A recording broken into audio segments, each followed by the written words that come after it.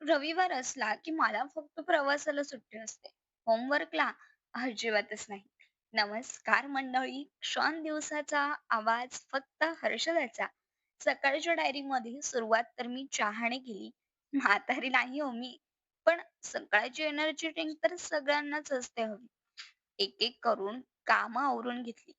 पहिलं तर ट्रॉफ्या पुसल्या. आता एवढ्या ट्रॉफ्या कशाच्या? याच्या उत्तरासाठी पाहावं लागेल इन्स्टा आयडीला.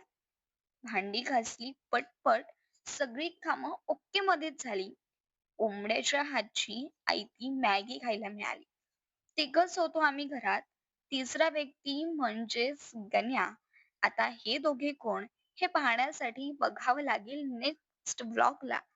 गेले नंतर टेरेसवर प्रॅक्टिस केली वक्तृत्वाची. गप्पे मारले निसर्गाशी.